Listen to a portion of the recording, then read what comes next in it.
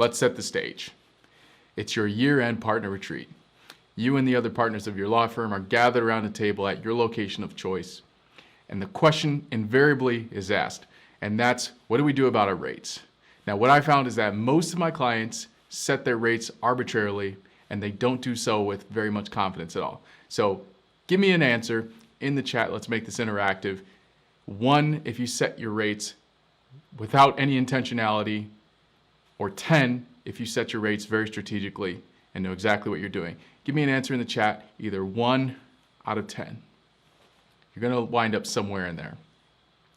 Well, my goal for you today is to take the mystery out of setting your rates appropriately, and then to understand how to identify ways to increase the value that your clients perceive from your services, so that way if you're undercharging below market rates, you can then charge adequately, either at or above market rates. What I'm saying is you'll be able to charge what you're actually worth instead of charging beneath or writing off and discounting time. So if that sounds good for you, we're going to go ahead and get this show on the road.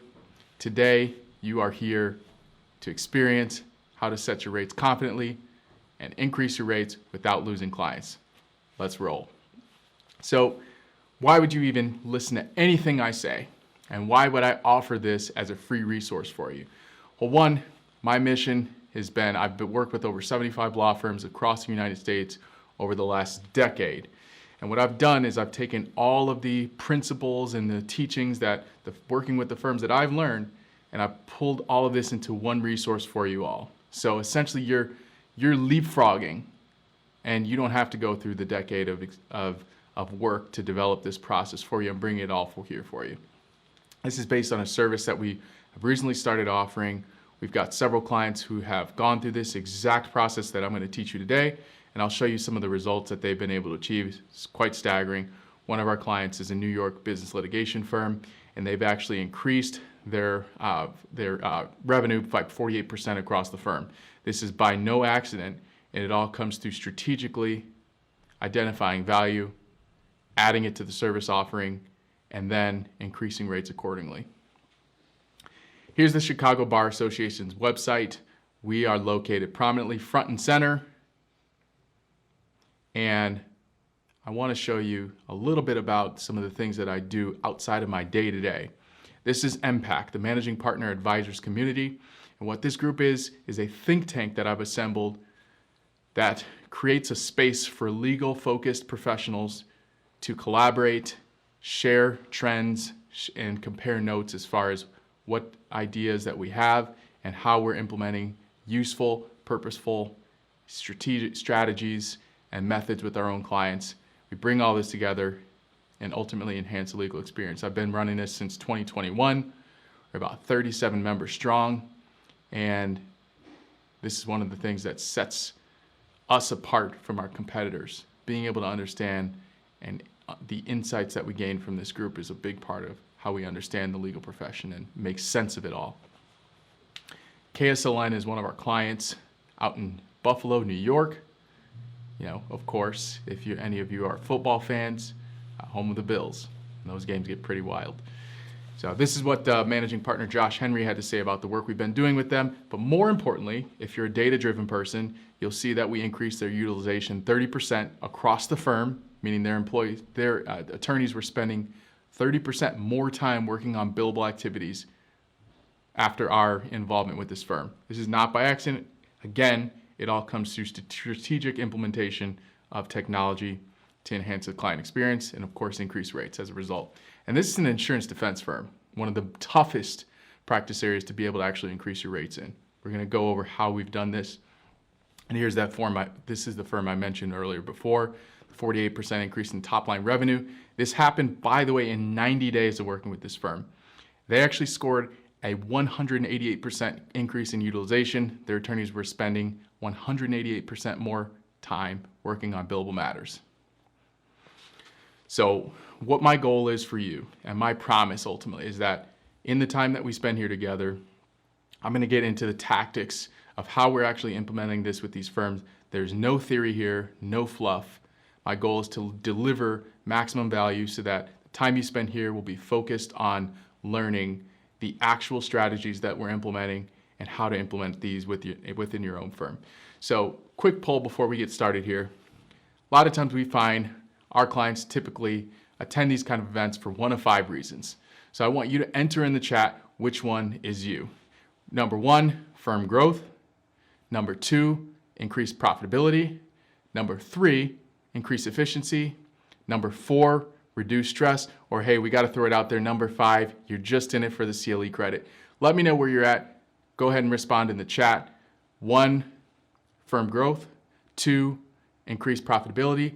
3, increase decrease stress, I should say. 4, increase efficiency. Or 5, CLE credit.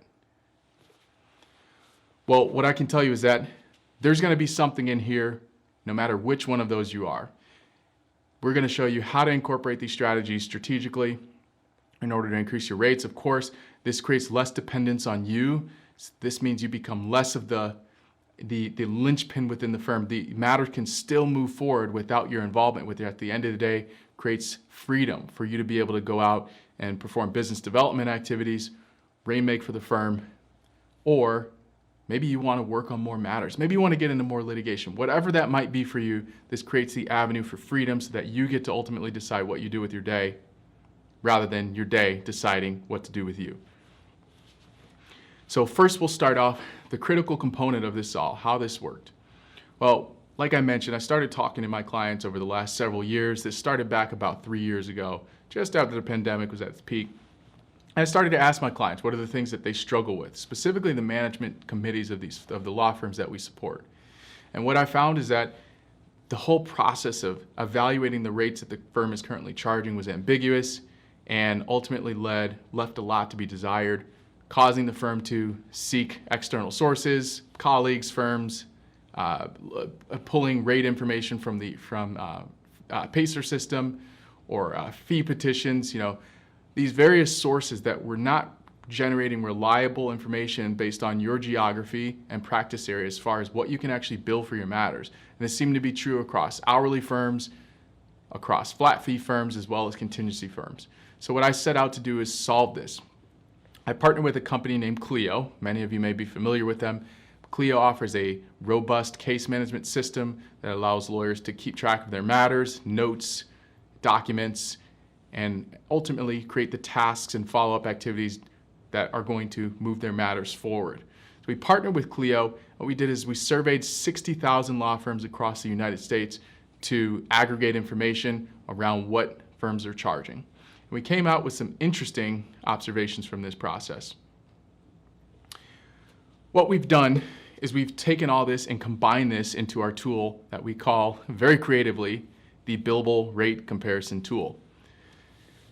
So the way this tool works, we're going to go into the inner workings of how this all works, what data the tool will display so that ultimately you can determine for yourself where you sit within the marketplace from a billable standpoint. Don't worry, we'll show you how to convert this. If you're a flat fee firm, I'll show you how to convert your flat fees or your contingency fees into an effective hourly rate so that you can still identify what your rates are and evaluate your rates in your marketplace. So let's jump in with the tool. When you go to the tool, and by the way, the link to this tool will be emailed out after this event, as well as there'll be a QR code you can scan and get directly to the tool. So right now what I want you to do is focus just on this component. I know you're tempted to go and use the tool for yourself, but you'll get much more value out of this. Trust me on this one if you watch first and then go in and experiment later. So when you get to the tool, this is the home page of the tool. What you're greeted with is a couple different options. First of all, if your firm has paralegals, or and if you bill for those paralegals, you'll want to go ahead and select the option at the top for billable paralegals. We'll get to the contingent fee and flat fee firms in a minute as far as how you can convert that into an effective billable rate. But right now, let's just assume you're an hourly firm. First thing you'll do is you'll select your practice area. Now we've taken this information directly from Clio in the survey. This is self-attested data, which is the only caveat here, meaning firms would actually attest as to what practice area their firm covers, and that's what ultimately winds up in the data that we used to create our tool. you'll see there's a list of a preview of some of the practice areas represented. We're going to go ahead and go with bankruptcy for the purposes of this demonstration. Next up, you'll select your geography. So as you can see, our firm is based in Illinois, so I'm just going to use Illinois for the examples of this. I see that we have several members who are a part of this webinar and are calling in from various locations. As a matter of fact, in the chat, I want to know where you're calling in from. Just go ahead and list in the chat, what major city are you attending this webinar from? And we'll see what kind of response we get for that. Okay, so you're going to go ahead and select your state and your locale. Now, what the locale does in the state, as well as the practice areas, this is going to then consolidate all of that information and reference the data that we pulled from the Clio survey that we performed. And that's going to bring us to this next page in the tool. What we're seeing here is actually a live, real-time representation of what the average rates, firm-wide billing rates are for your practice area and geography. This is a really powerful tool. Nothing else exists like this. So as you can see, $407 an hour is the average adjusted billable rate for attorneys, and $202 an hour is the rate for paralegals. You can see the average profit margin is 35%. This number is a constant across all practice areas of firms. This is the general average for United States-based small to mid-sized law firms. 35% is the average profitability target. So next up, you'll see what we'll do is we have the option to enter in our firm's specific data, billing rate data, so that we can identify and evaluate how it compares to the marketplace. The way you'll do this, you're going to go ahead and add up all of the billable rates for all of the billable members in your firm, both attorneys and paralegals. So as you can see, we have 6 attorneys in this hypothetical firm, with the managing partner charging $425 an hour, and the lowest billing individual is a junior associate who charges $270 an hour. So it's the way mathematics works. We add up all of the rates and divide by the total number, 6 in this case, which gives us a total average billable rate of $300 an hour. And for paralegals, our average billable rate is $150 an hour.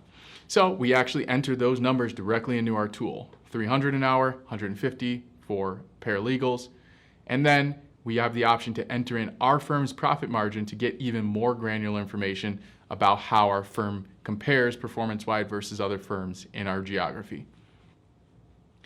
So here's where it gets really interesting.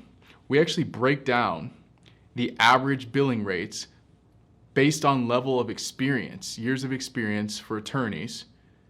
And this is all based on, again, the practice area and the geography. So we get really granular data that we're able to compare. So we can see, for example, our managing partner here, who's billing at $425 an hour, we can see that the average in our geography is actually $692 an hour.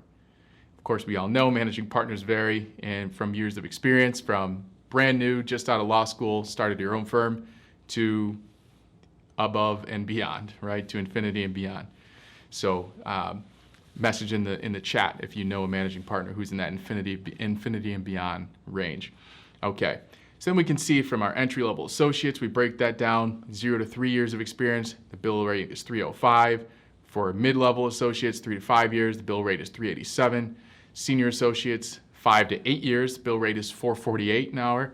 For junior partners, 8 to 15 years, our bill rate is $488 an hour. And for senior partners, 15 years plus, our average bill rate is $570 an hour. And you can see how that compares to the rates that our attorneys are charging. You can see that just based on the average rates in our market, we're charging well below the market averages. So your next question may be, well, how do we actually compare to the market? Well, you can see as a total, our firm is billing $107 an hour beneath what the market averages are in our geography and practice area, which is actually 26% lower than similar firms. This is the next page in the tool that you're greeted with. And our paralegals are billing at $52 an hour, lower than the average rates in our area. You can see our profit margin is actually 14% lower than similar firms in the area. So this gives you really granular data, and of course you've got some charts if you're a visual person just to give you a better indication of what that is. So the last step of this tool is that we get a comparison page, which actually is built on the engine of this particular component of our tool is built on AI. And what it does is it analyzes the rates that your firm is charging in comparison to the marketplace. And it looks to extract the maximum information that we can in order to tell you where the issues may lie in your firm and why your rates are beneath what others are, right? Or maybe let's say you're billing adequately for attorneys, but paralegals are below. What this will do is it'll look to create those insights and then offer those up to you so that you understand what changes might be beneficial to make in your firm. So what you may be wondering now, okay, now that we have a good idea about where our rates are in comparison to other firms in our specific area, what do we actually do about it? And this is where the story gets very complicated, but I'm going to do my best to break this down into a simple explanation for you that will ultimately help you to get to those market average rates or above. And it all comes from this concept of creating as much perceptible value for your clients as possible. So let me explain it like this. There's a famous economist who wrote in the Harvard Business Journal in 1967.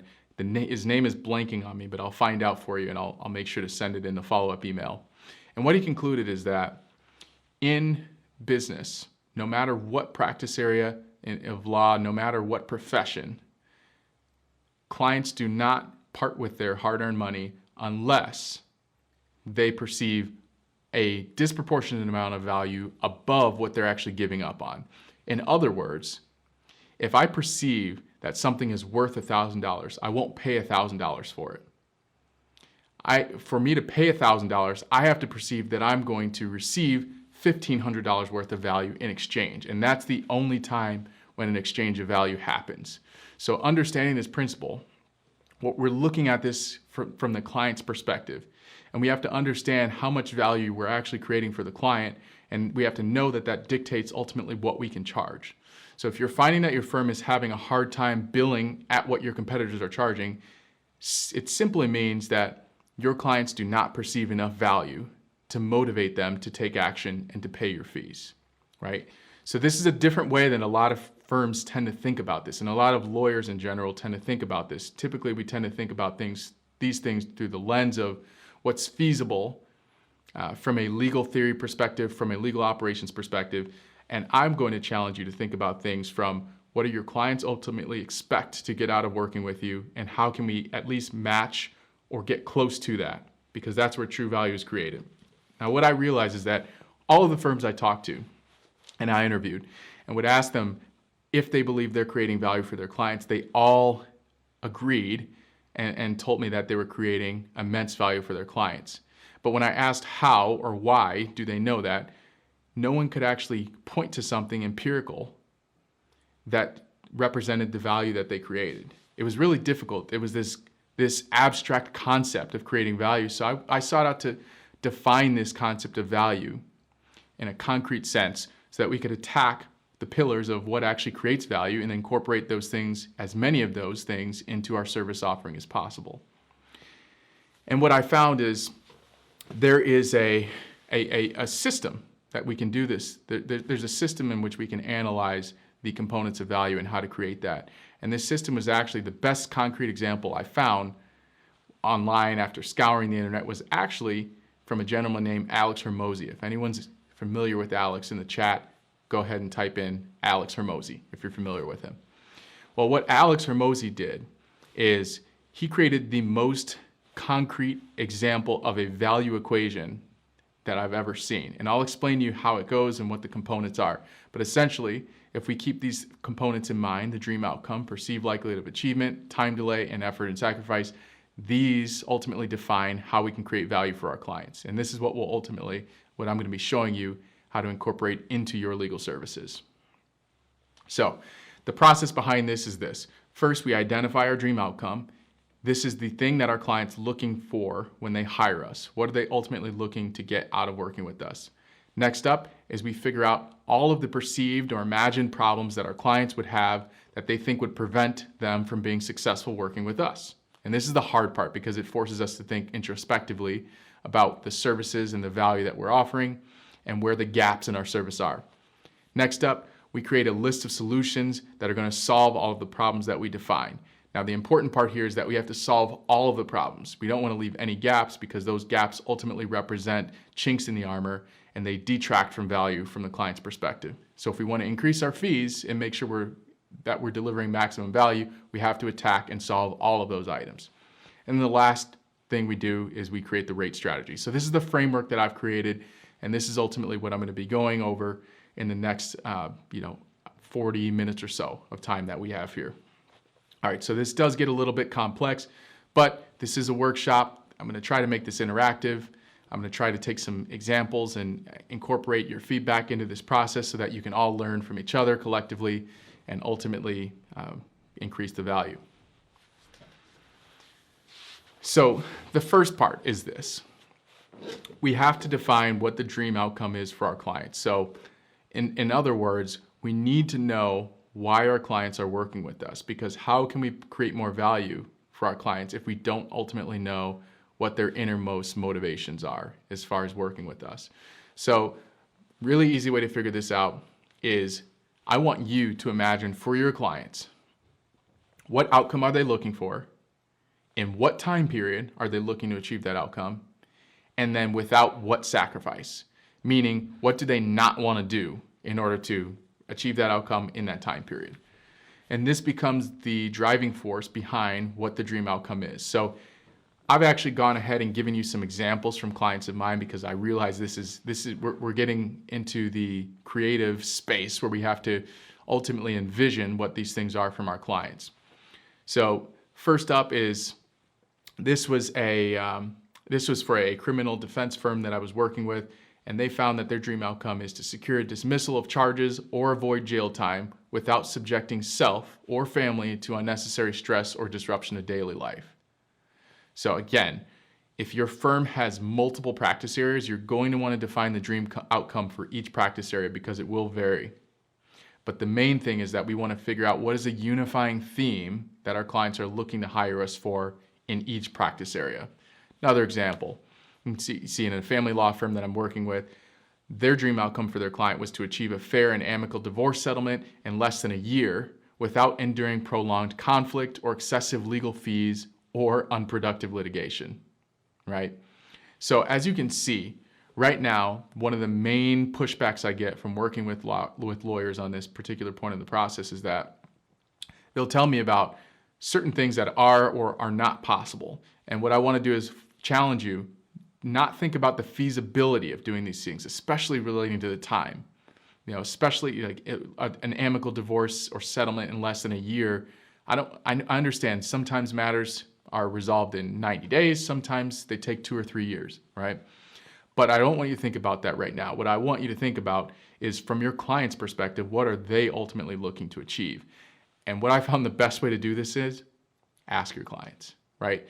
Ask them what outcome they're looking to achieve. Ask them an acceptable time period for them, and ask them what their goal to not have to.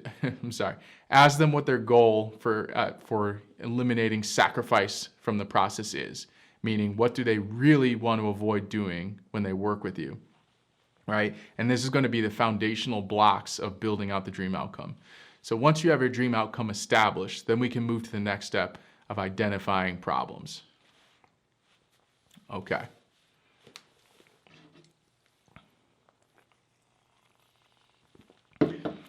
If you're getting value out of this right now, go ahead and in the chat, I want you to type in value.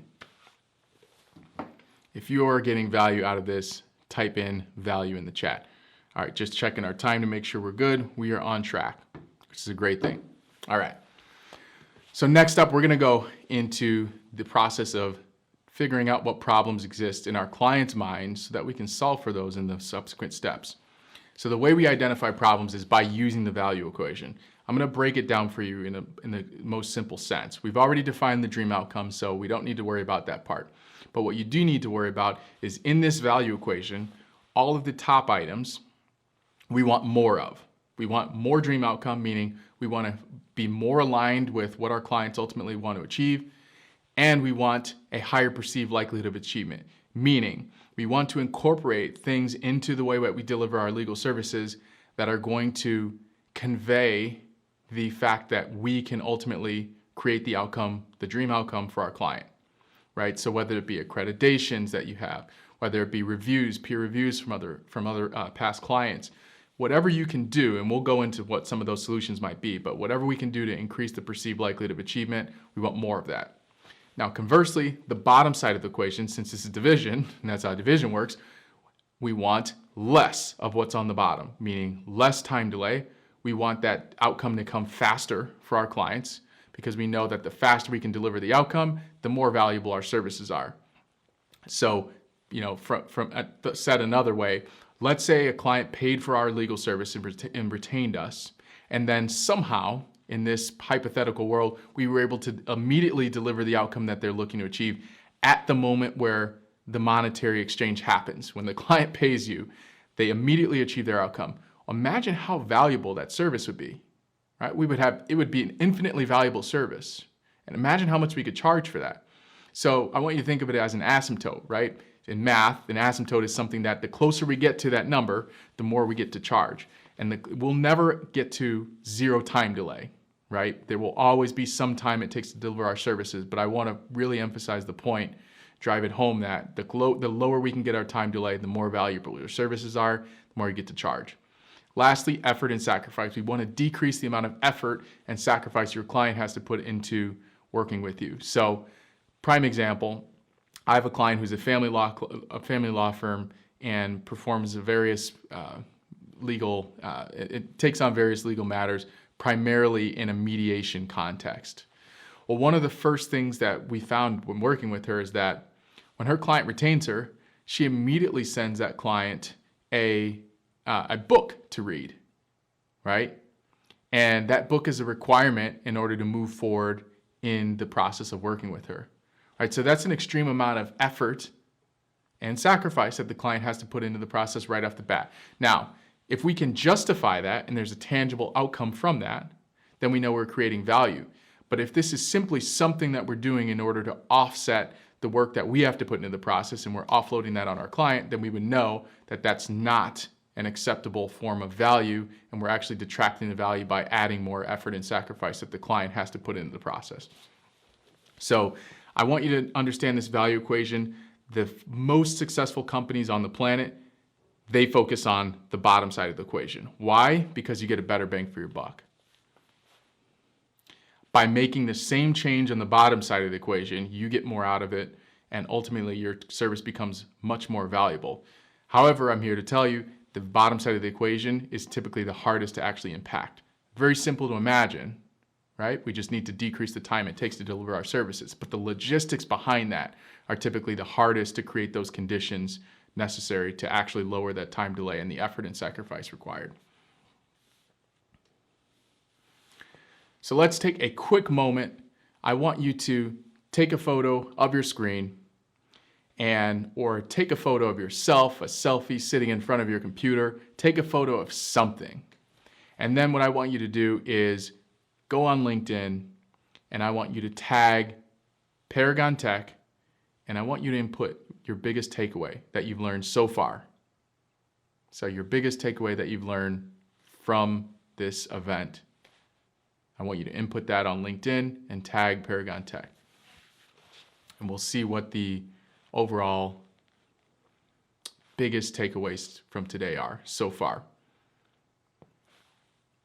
We're going to get really in the weeds about this and we're going to go over how do we create solutions next.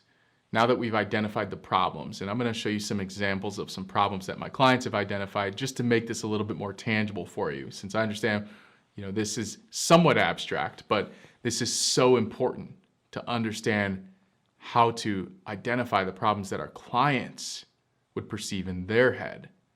Because if we can get to the bottom of that and what they're looking to actually accomplish with the dream outcome, and then we can find out what things they believe will get in the way of them achieving their outcome. And if we can solve for that in a meaningful way, our service offering becomes so much more valuable. Then when we look back to our billable rate comparison tool and we see what rates are possible, now we have a solid footing to be able to impact our rates and increase what we're charging now so that we can finally start being paid what we're worth. Alrighty, let's keep rocking and rolling. What do you say? All right, perceived problems. Here's some examples from an M&A firm that I'm working with. And what I want you to look at here is that we break down the problems into practice area, service offering, and phase. Why? What I found is this is typically the easiest way to make sure that you're getting all of the problems that exist across your firm. So we just break down each service offering into phases, and then in each phase, we're going to list all the problems that exist. So the way you do this is you list every problem that you can imagine, and you don't stop until you cannot think of any other problems that exist, that either are current problems that exist now, or that are likely to exist with the prospective client in the future. You're going to notate those all down here. Now, we actually have a template that's going to be sent out at the end of this, and it actually gives you the space to fill out all of this information and organize it in a way that's logical. So make sure that you check the follow-up email after this, and this will keep things a lot more organized for you. So we'll go over some of the problems here, give you a couple examples. For this M&A firm, specifically in the due diligence phase, the problems that she identified were that, one, the client may say they don't want to invest in legal fees in the event this deal doesn't work out. Hey, that's a real problem. What if the deal falls through? Now the client has to pay legal fees they're responsible for, and they don't even have a deal on the table anymore, right? But we have to solve for this, and we have to know this is what's going on in our prospective client's head, right? Two, I work for the company, and I already know everything there is to know, right? This is an internal promotion, someone who's been a long-time employee, they've worked for the firm for very long, and now they're going to be promoted to the new owner of the firm, and they already know everything that needs to be known. They don't need an attorney. Real problem, right? I only need to hire a lawyer for a discrete component. Let's say it's due diligence only. I don't need the full engagement. I just need a component of this, right? This is the thing that typically grinds my clients' gears the most, because they understand that there's so much nuance that needs to happen in order to make sure the matter is handled properly. So, big issue. All right, but we need to know that our clients have these problems in their head. Here's just an example of the spreadsheet that I'll be sending you. And these are some of the problems. I've redacted this information. This is from a live client. And these are some of the problems that she's notated in all the various the practice areas, services, and the phases. Now, next up, we get into creating solutions for the problems that we've just identified. Now, this is by far the most important step, and I think it's also the most fun step. We get to be creative, right? That's why I've included these colors for you here to evoke feelings of creativity, right? So we get to come up with solutions for how do we actually solve for the problems that our clients perceive. And the way we do this is by using the delivery cube. Now, the delivery cube is simply a method to sort of kickstart the creative process of thinking about how can we actually solve for these problems that exist. These are the delivery mediums, so to speak, that we can use in order to create solutions. So the way we look at this is from the perspective of we can do something that is one-to-one with the client, us and the client. We can do something in a small group. This is typically, it has its places, but it's typically harder to implement for law firms. And then one-to-many. One-to-many is just something that we're doing. We do a one-time thing. Maybe it's a recorded webinar, or maybe it's some type of questionnaire, and then we're going to disperse that for in front of many people. Next up is do it yourself, do it with you, or done for you. Now, here's the thing. Anything that's do it yourself, typically that involves more work on the client's end.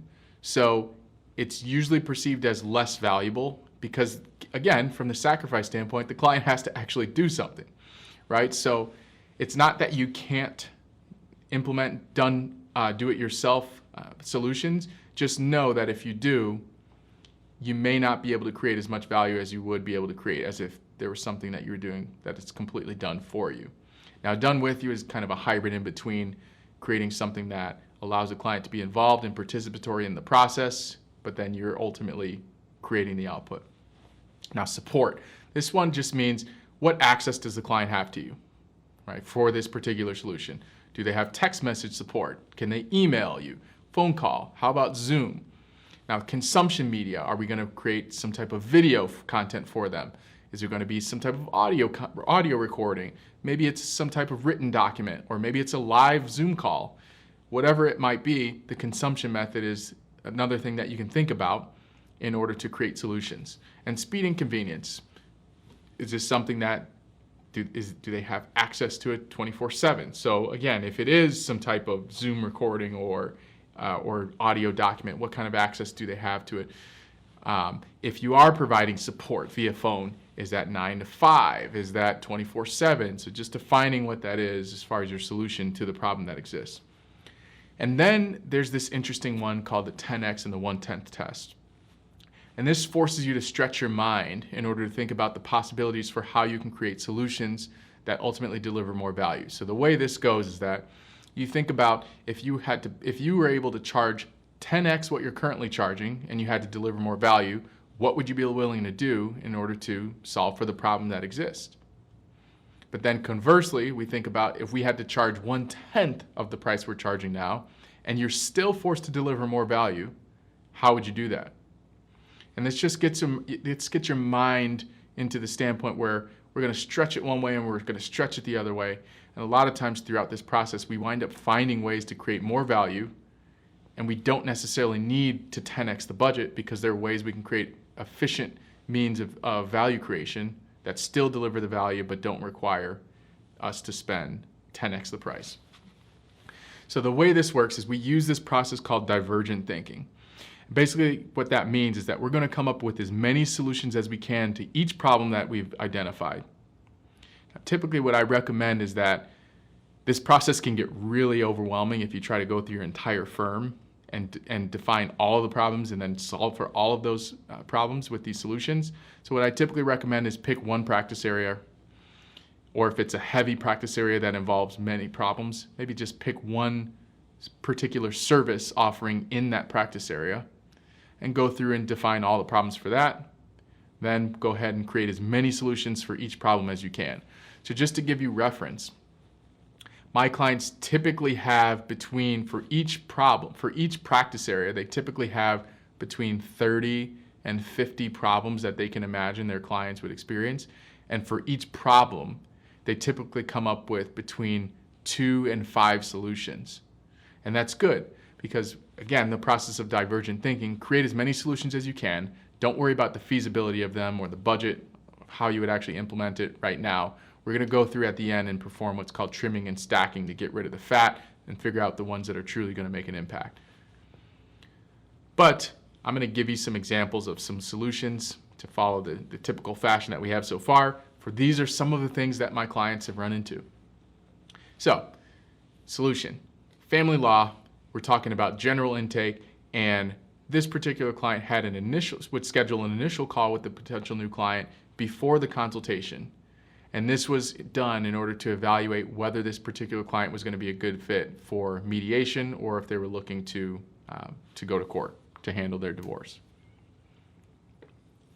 Now, the perceived problem was that the client's idea that a 10-minute call won't be enough for them to clearly explain their dilemma and receive an appropriate course of action. So we need to solve for that. Here are 3 solutions that we came up with just using divergent thinking and the delivery cube. One is a DIY solution, wherein we would create a video and a text guide to arm the client with the right questions to ask the attorney during the initial call in order to guide them towards an appropriate course of action and completely answer whether working with the attorney is the best route. So again, we're incorporating the issues that were presented in the problem and making sure we solve for those in the solution. Now, what's important to remember is that you're not actually creating the solution right now. You're just simply spelling out what the solution has to accomplish, right? Right now, we're just focusing on what the solution has to accomplish. Next example, we create a done with you solution in which we create a documented process, which is either a checklist that the attorney will use or a general framework that includes conversation guardrails, meaning these are the things we don't want to talk about during that 10-minute call to keep us on track and prevent us from going down paths that are unproductive at this stage. And it ensures that the client gets optimal information to determine the next steps and make sure that's communicated. Next up, another solution. We could create a video that explains the information that is usually presented in the 10-minute call. So we figure out exactly what those conversations typically house it within them. And then we create a video to address the most frequently asked questions and provide the information that's normally gone over to give the client a sense of direction. And then we can send that to the client. So maybe we potentially don't even need a 10-minute call if we implement this. So again, this is where the power comes in this process, because if we're creating with intentionality solutions to solve for the problems that we already know exist, now our service becomes inherently more valuable once we implement these. Now, we may implement some of these solutions, we may implement all.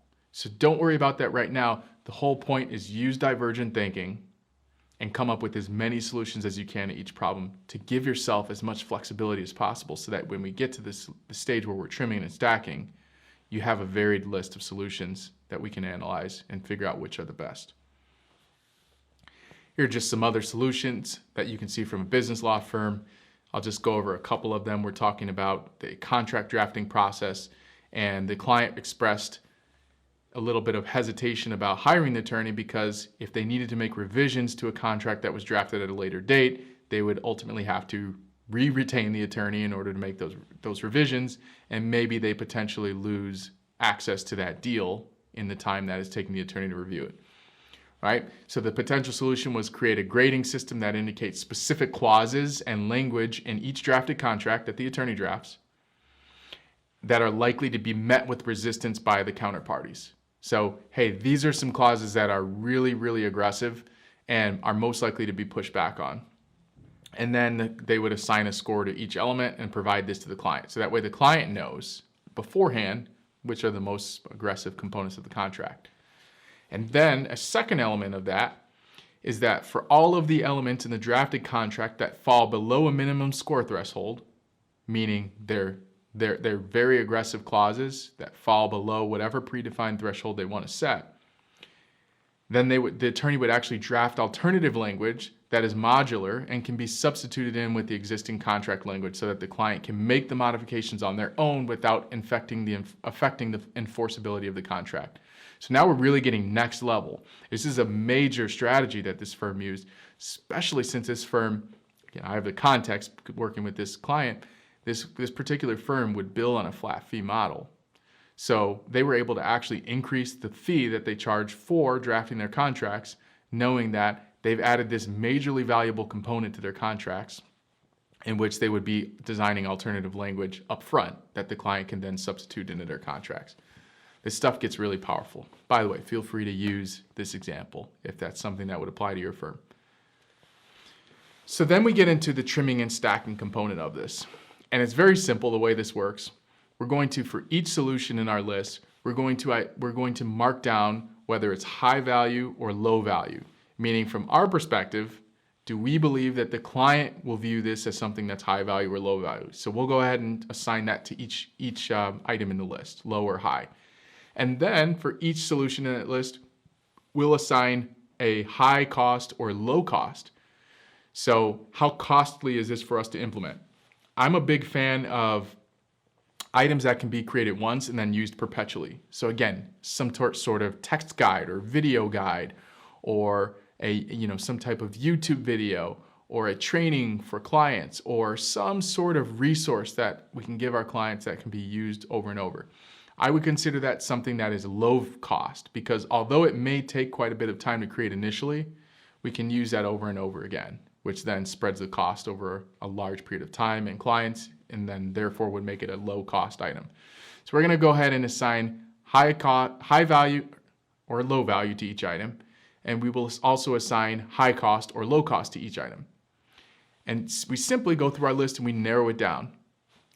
All of the items that are high value, and low cost, those are going to be the solutions we'll implement.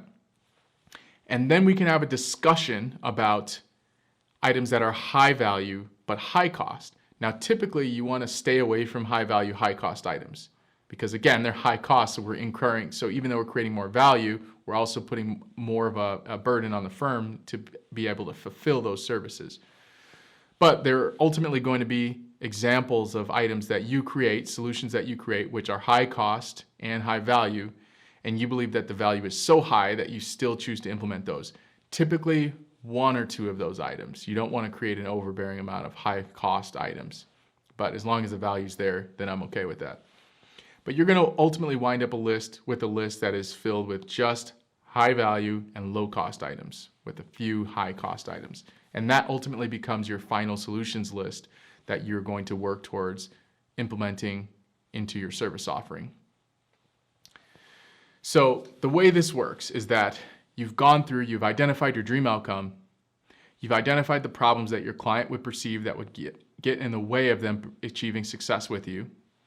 You've identified solutions which you can implement using divergent thinking and the delivery cube. And now that you have solutions, you have a list of solutions that you need to implement, and you're going to start working on this. But how do you actually combine your value that you've created and use that to influence the cost or the prices that you can charge for your legal services? Well, it goes a little something like this. You're going to evaluate each solution that you've ultimately decided to incorporate in your final solutions list. Now, for any solutions that are in that list, you're going to evaluate whether they're table stakes. And table stakes, I just consider that something that you believe other firms likely would have as part of their model, or the output created in their firm would be something similar to that solution, right? So if your solution is something that is likely represented by other firms in the marketplace and is a standard, then that would ultimately not allow you to bill above market averages. But if you find, when you go through your list, if there are no solutions in there that are table stakes, then what you'll do is you'll increase your rates immediately to market averages, right? So if you're billing below market averages as a firm, and I'll show you how the process behind actually increasing your rates and how you'll do it, which clients you'll do it with, and what cadence that you'll ultimately use. But what I want to stress to you is that if there are any table stake solutions that are not yet implemented, you cannot increase your prices to market averages. You can only increase your prices to market averages once all the solutions in your list, again, we've identified all the problems that exist, and once all the solutions are implemented, meaning in place, you've built them out and they're implemented in your firm, all the table stake solutions, you may then raise your rates to market averages. Now, this is the strategy. I'm going to get into how do you perform this for billable hour firms, flat fee firms, and then lastly, contingency, because contingency is the most difficult one. We're dealing with percentages, right? So, but I do have something here for all of 3 billing models. And again, this is all based on strategies that I've actually implemented with my clients' firms, real life law firms who are implementing these strategies and are now billing based on these strategies being implemented within their firm. So no theory here, this stuff works. All right. So for billable hour firms, we're taking the example of a family law firm. We're going to look at contested divorce. So the solution is around assembling a budget on behalf of the client. So for this particular client, and by the way, this example is an example from one of my clients that I'm working with now. So what this particular client decided to do for their client is to assemble a budget during the divorce process, so that way they can understand after the divorce how will each party handle their finances, right?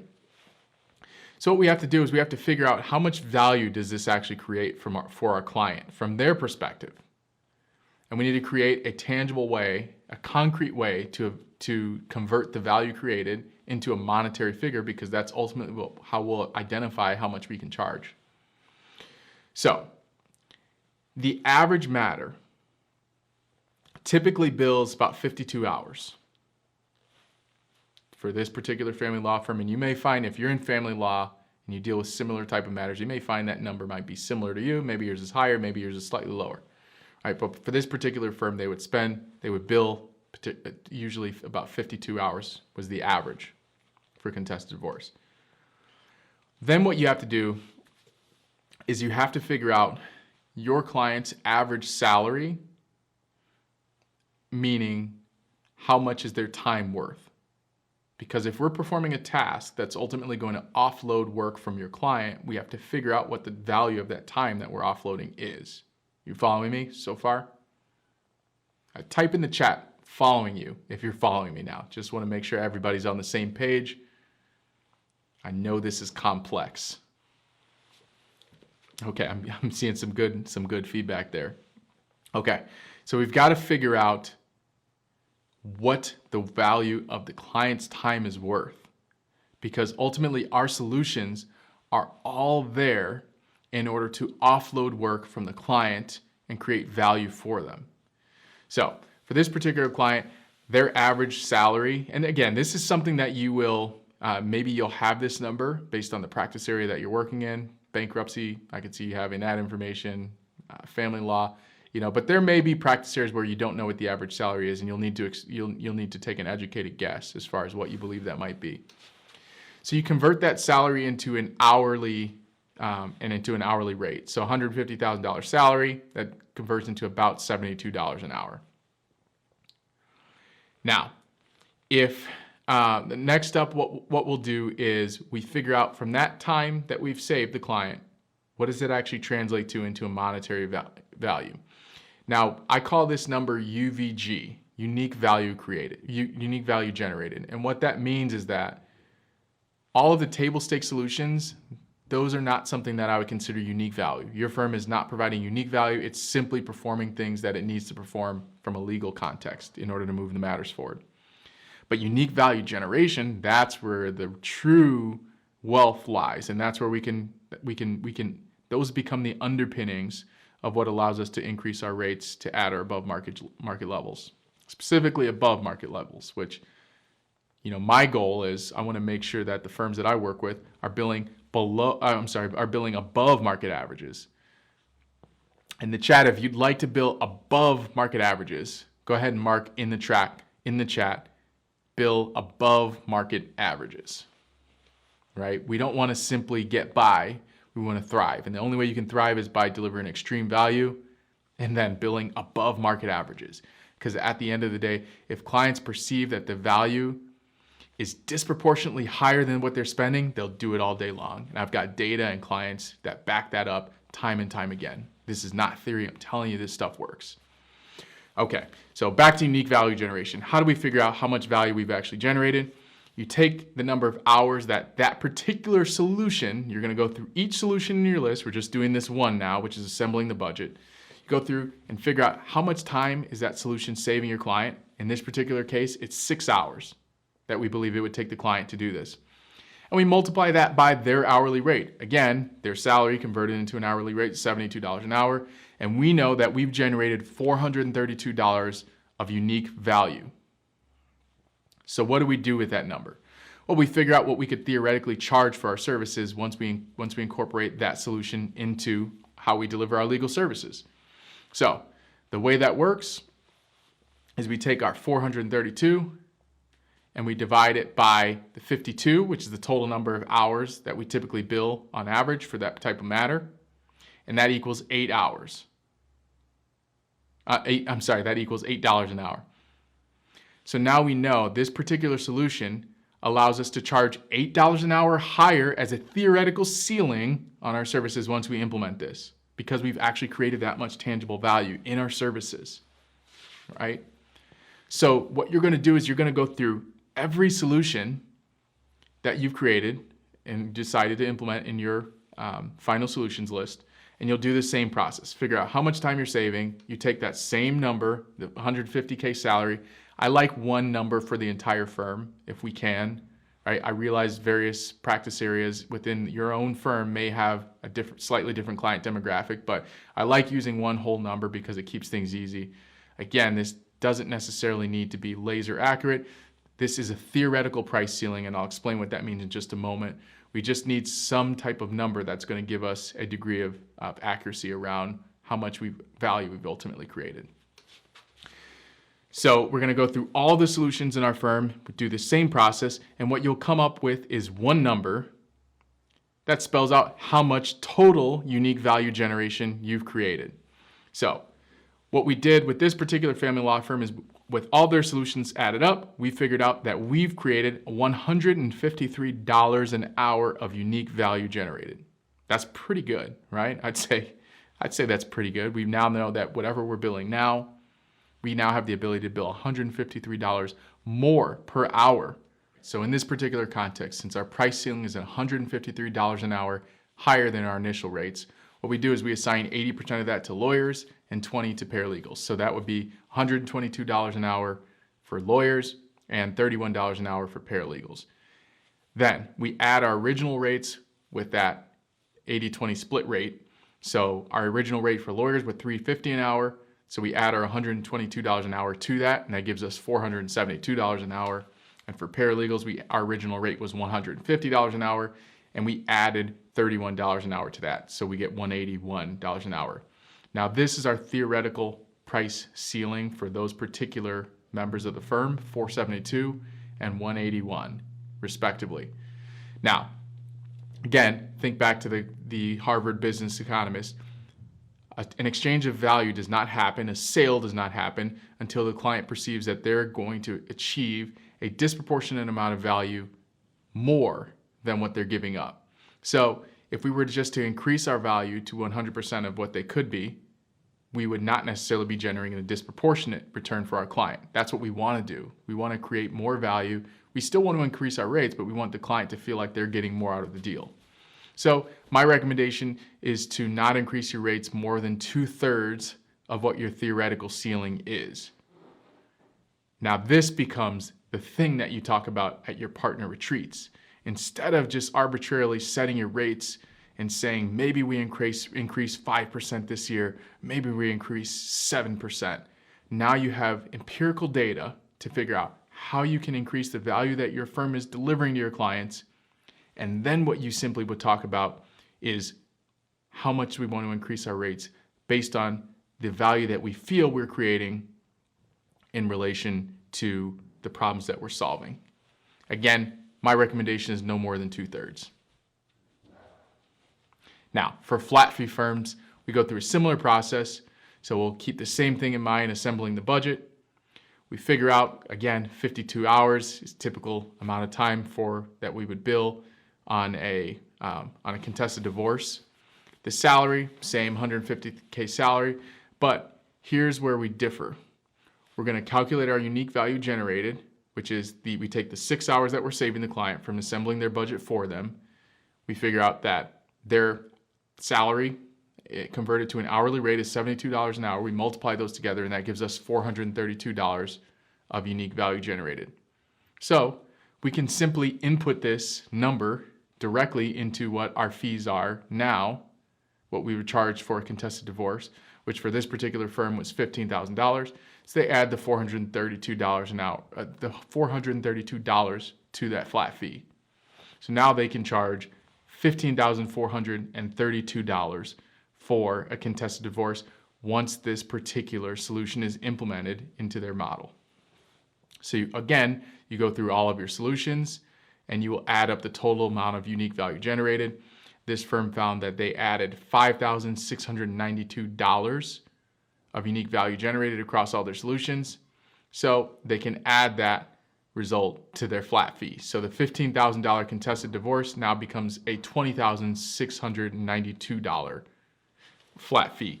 Now, the interesting thing about flat fee firms is that you will need to evaluate which solutions apply to which services, right? So in a contested divorce, there may be some solutions that you've added to your model that apply to other services. You would not get to add that unique value generated to the fees that you would charge for a divorce. So that's basically how you'll do it. And you'll use the same rule of thumb. Again, no more than 2/3 of the unique value generated would you increase your rates. All right, so the last one, this gets a little bit complex, so I saved the most complex for last. Contingency fee firms. The way you'll do this is somewhat of a similar way, but there are some key differences here. So what this firm does is they would assemble a full-time, this is for a personal injury firm in a motor vehicle accident case, and they would assemble a full timeline of damages. So essentially the damages that the client sustained due to their injury. I'm sorry, I should say due to the accident. So injury could be some of the damages sustained. So they're just essentially going to say, what things have you lost out on in life that you could do before, and as a result of the accident you could not do. All right, so this firm would actually create that for the client. They would interview the client, and then they're going to create that list in that full timeline. Now, what we do is, in this particular case, we take the average value of our expected settlement. For this firm, it was about $120,000 an hour. I'm sorry, $120,000 is the average settlement. Now we figure out, again, what is the client's time worth? So they found that their average salary was about $60,000 for their client, which translates into $29 an hour. We convert that into an hourly rate, same as before. Now, figuring out what the unique value generation is, we take that 25 hours, which is the estimate of the amount of time we believe that we're saving the client. So if the client were to put together that full list of damages, how much time would it take them? We believe about 25 hours. And we just multiply that by their hourly rate, so to speak. And that turns into $725. So that's how much unique value we've generated from a contingency fee standpoint.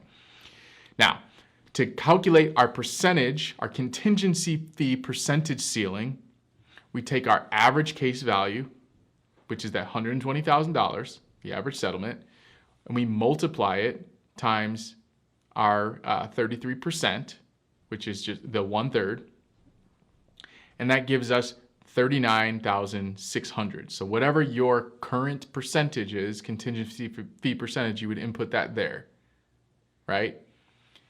So then it gives you a one monetary amount, which is what you would ultimately take home as your firm.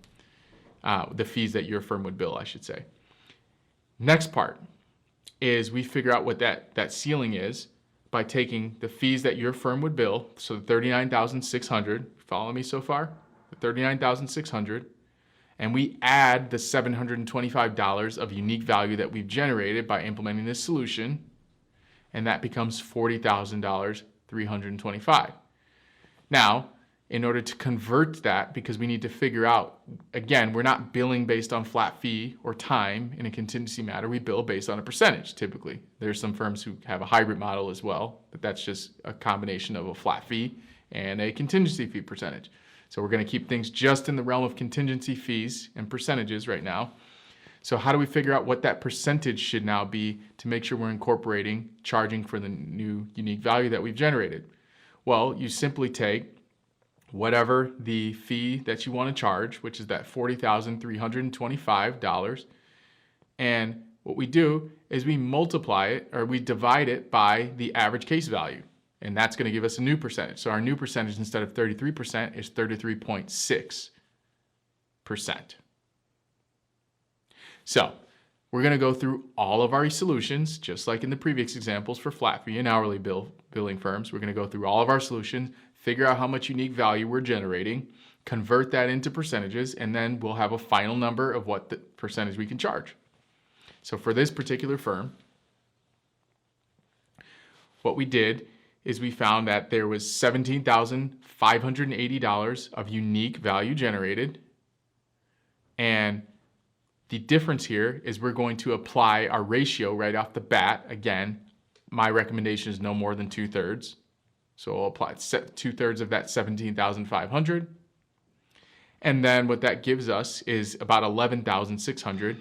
We just add that result to our existing contingency fee. So that 33%, which is the 39,600, we add our 11,600 of the new value we've created, and that's 51,200 that we want to ultimately bill the client. And you just figure out what that is in a percentage. So 51,200 and divide it by our original expected case value, $120,000, and that becomes 43%. So this firm then went on to increase their contingency fee by 43%. So when you're going about updating your pricing, there's a strategy that I've found works the best in order to make sure that you, what's in the title of this webinar, retain clients. That's a really important component of this. So the way you do it is this. If you have a short-term client where you expect their matter to close within the next 3 months, just maintain their rates. Do not increase their rates. That's just what I typically find is the best scenario. Now, for long-term clients, you're going to increase their, and that's anyone whose matter you expect to conclude after a 3-month period of time. What you'll do is give them a 30-day grace period, and then you apply the new rates. And for new clients, obviously you increase your rates immediately because they have no context on what your rates were previously. They're not paying a previous rate. Now, the way you'll update your pricing is that you're not going to just update your pricing overnight, even for your long-term clients, which are over 3 months, giving them a 30-day window and then increasing your rates. You're not going to increase your rates to what the maximum level they could be once all the solutions are implemented. What you're going to do is increase your rates in lockstep with the implementation of the solutions into your business model. So as you have your list of final solutions, and as you implement each solution, you will then increase your rate proportionally depending on the amount of unique value generation that solution brings your business model. So it gets really simple, right? So you're just incrementally increasing your rates as you implement those solutions. Now you may say, Jay, how long will these solutions take to implement? I typically find with my clients it takes about a year to go through the entire firm and implement solutions that are going to solve for all of the perceived problems that your clients would have. So that gives you a good gauge on how you should spend your time on identifying and implementing the solutions. It's a team effort, and typically I recommend you meet on a weekly or bi-weekly cadence in order to evaluate the status of the solutions being implemented, and you're going to find that there are issues you need to solve for in the process of implementing the solutions.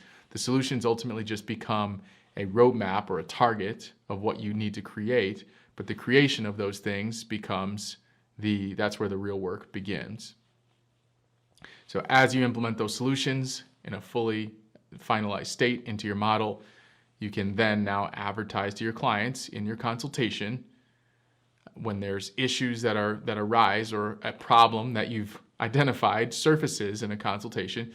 You can actually, the benefit of this is that you can describe the solution that your firm has in place and how you solve for that particular issue. So it becomes a sales tool as well. At the end of the day, we're all sales people, where we have to convince clients that not only do we have the solution to their problem, but that the client should use our firm versus the firm down the street. And this preps us with sales arguments that we can use and deploy strategically in order to demonstrate the value that we're going to provide to our client. So the main focus here is that what I typically recommend to my firms do is create marketing assets that they can send to their clients to communicate the value that they are delivering to their clients. Don't just expect your clients to feel the effects of the value that you've created.